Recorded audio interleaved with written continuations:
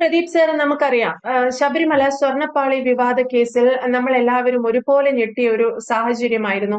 തന്ത്രി രാജീവ് കണ്ഠരരുമായി ഈ കേസിൽ ബന്ധമുണ്ട് എന്നുള്ളതും അദ്ദേഹത്തിന്റെ അറസ്റ്റും കാര്യങ്ങളുമൊക്കെ.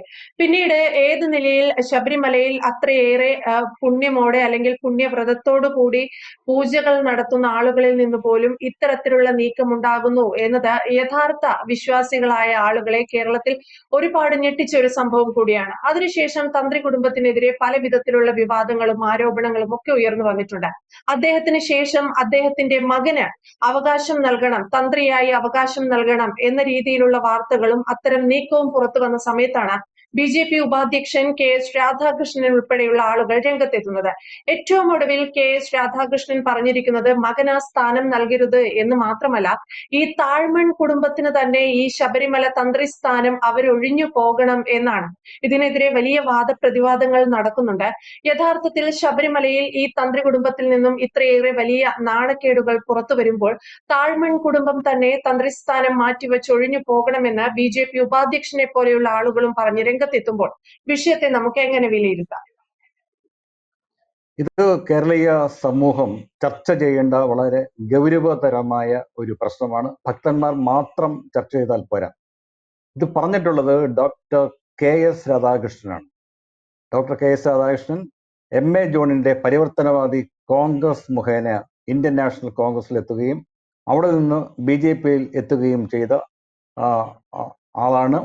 കാര്യങ്ങൾ ഇത് ഏത് രാഷ്ട്രീയ പാർട്ടിയിലായാലും മുഖം നോക്കാതെ അദ്ദേഹത്തിന് ബോധ്യമുള്ള കാര്യങ്ങൾ പറയുന്ന സ്വഭാവം ഡോക്ടർ കെ എസ് രാധാകൃഷ്ണനുണ്ട്.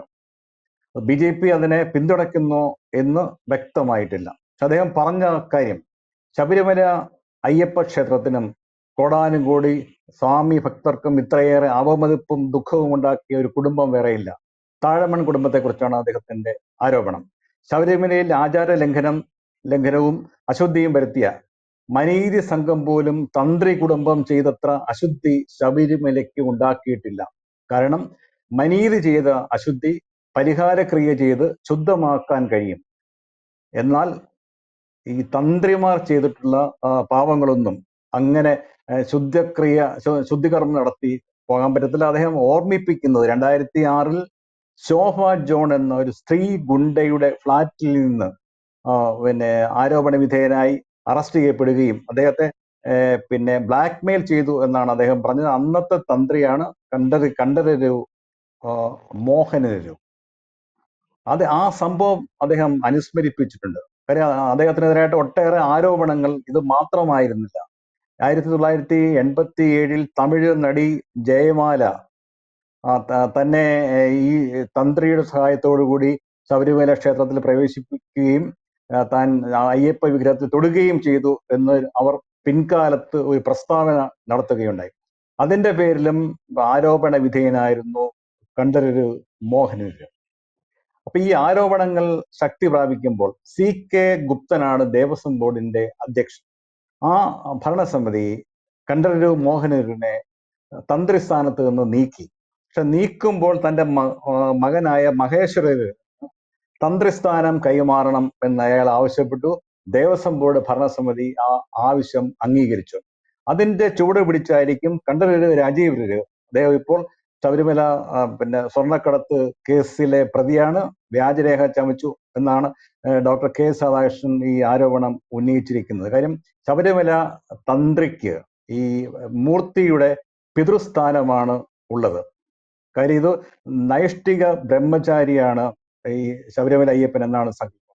അങ്ങനെ പിതൃസ്ഥാനീയനായ ഒരാൾ ശബരിമല അയ്യപ്പന്റെ സ്വർണം കട്ടു എന്നുള്ള കേസുണ്ടാകുമ്പോൾ പുത്രഹത്യക്ക് കൂട്ടുനിന്ന പിതാവ് എന്ന ദുഷ്പേരാണ് രാജീവിനുള്ളത് എന്നും ഇദ്ദേഹം ആരോപണം ഉന്നയിച്ചിട്ടുണ്ട്.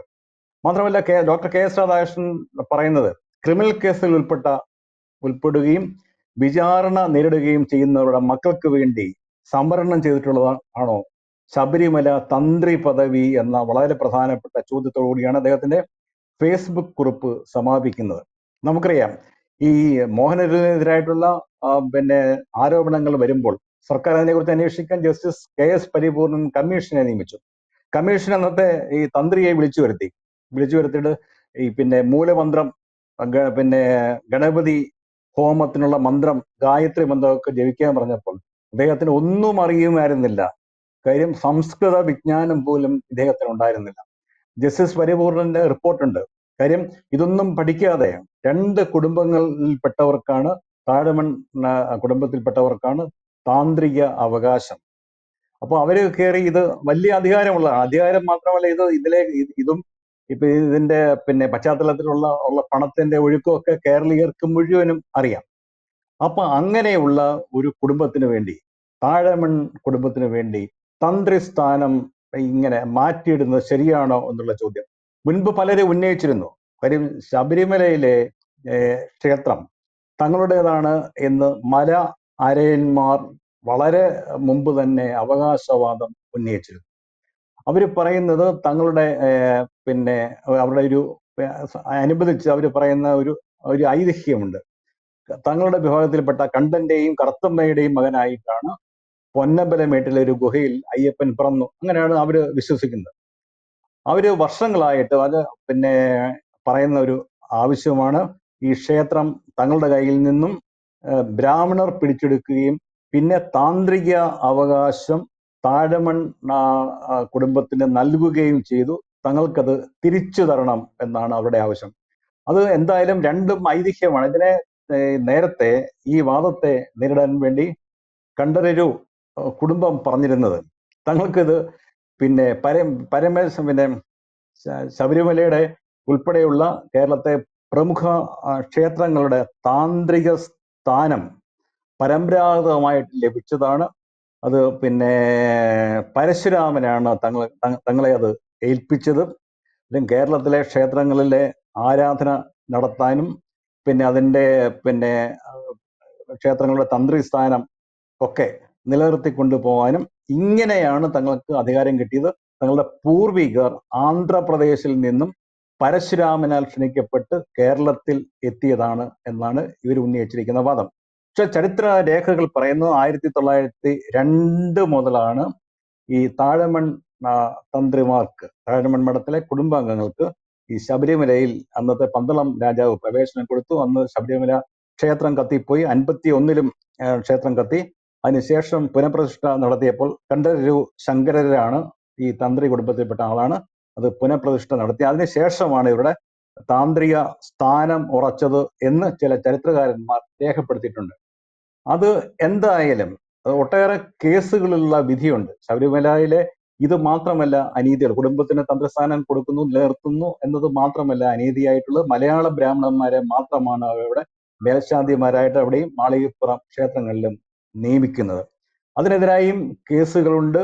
എനിക്ക് തോന്നുന്ന കേസുകൾ ഇപ്പോഴും നിലവിലുണ്ട്. നേരത്തെ ഒരു സമാനമായ കേസിൽ, അത് അന്യ ജാതിക്കാർക്കൊന്നും പൗരോഹിത്യം നൽകുന്നില്ല എന്ന കേസിൽ, രാകേഷ് തന്ത്രി നൽകിയ കേസിൽ പറവൂരിലെ ശ്രീധരൻ തന്ത്രിയുടെ മകനായ രാകേഷ് നൽകിയ കേസിൽ സുപ്രീം കോടതി വളരെ സുപ്രധാനമായൊരു വിധി പുറപ്പെടുവിച്ചിരുന്നു. പൗരോഹിത്യത്തിൽ ജാതി പാടില്ല എന്നുള്ളതായിരുന്നു വിധി. ഈ വിധി അരക്കെട്ട് ഉറപ്പിക്കുന്ന പിന്നെയും വിധികൾ ഉണ്ടായിട്ടുണ്ട്. പക്ഷേ കേരളത്തിലെ മുഖ്യ ക്ഷേത്രങ്ങളായ ശബരിമല തന്ത്രിസ്ഥാനം ഒരു കുടുംബത്തിന് മാത്രം നൽകപ്പെട്ടു. ചേനാസ് മനയിലെ ആൾക്കാർക്ക് മാത്രമായാണ് ഗുരുവായൂർ തന്ത്രിസ്ഥാനം നൽകപ്പെട്ടിട്ടുള്ളത്. പത്മനാഭസ്വാമി ക്ഷേത്രം തിരുവനന്തപുരത്തെ തരണനെല്ലൂർ മനയിലെ നമ്പൂതിരിമാർക്ക് മാത്രമാണ് അവിടുത്തെ തന്ത്രിസ്ഥാനം നൽകപ്പെട്ടിട്ടുള്ളത്. ഏറ്റുമാനൂർ മഹാദേവ ക്ഷേത്രത്തിലെയും ആറന്മുള പത്മനാഭസ്വാമി ക്ഷേത്രത്തിലെയും തന്ത്രിസ്ഥാനം ഭദ്രകാളി മനയിലെ ആൾക്കാർക്കാണ് നൽകപ്പെട്ടിട്ടുള്ളത്. തിരുവല്ല ശ്രീ വല്ലഭ ക്ഷേത്രത്തിൽ കാട്ടുമാടം മനക്കാർക്കാണ് താന്ത്രിക അവകാശം പരമ്പരാഗതമായി നൽകപ്പെട്ടിട്ടുള്ളത്. ചെങ്ങന്നൂർ മഹാദേവ ക്ഷേത്രത്തിൽ നമ്മുടെ ഈ മനയിൽപ്പെട്ട താഴമൺ മനയിൽപ്പെട്ടവർക്കാണ് താന്ത്രിക അവകാശമുണ്ട്. ഇവരൊക്കെ പറയുന്ന അമ്പലപ്പുഴ ശ്രീകൃഷ്ണ സ്വാമി ക്ഷേത്രം, അങ്ങനെ മാന്നാർ ക്ഷേത്രം, അങ്ങനെ പല ക്ഷേത്രങ്ങളിലും ഇവർക്ക് താന്ത്രിക അവകാശമുണ്ട്. അപ്പം പിന്നെ പാരമ്പര്യം, ആചാരം, ഇതിന്റെയൊക്കെ പേരിലാണ് ഇവര് കുടുംബങ്ങൾ താന്ത്രിക അവകാശം കൈയടക്കി വെച്ചിരിക്കുന്നത്. മുഖ്യ ക്ഷേത്രങ്ങളിലെ മുഖ്യ പൂജാരിമാരുടെ മേൽശാന്തിയും കീഴ്ശാന്തിയും ഉൾപ്പെടെയുള്ള പൂജാരിമാരുടെ സ്ഥാനങ്ങൾ കൈയടക്കി വെച്ചിരിക്കുന്നത്.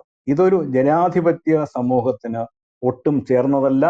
ഭരണഘടനയിൽ പറയുന്ന തുല്യത ഒന്നും ഇവിടെ പാലിക്കപ്പെടുന്നില്ല. അത് എന്ത് ആചാരത്തിൻ്റെയും അനുഷ്ഠാനത്തിൻ്റെയും പേരിലാണ് എങ്കിൽ പോലും ഇത് മാറ്റി എഴുതേണ്ട, പൊളിച്ചെഴുതേണ്ട കാലം അതിക്രമിച്ചിരിക്കുന്നു. യെസ്, എന്തായാലും താഴ്മൺ കുടുംബം ശബരിമല തന്ത്രിസ്ഥാനം ഒഴിയണമെന്നാണ് ഡോക്ടർ KS രാധാകൃഷ്ണൻ പറഞ്ഞിരിക്കുന്നത്. അദ്ദേഹത്തിന്റെ പ്രസ്താവനയുടെ ചുവട് പിടിച്ച് വാദപ്രതിവാദങ്ങൾ നടക്കുന്നുണ്ട് ഈ നിലയിൽ.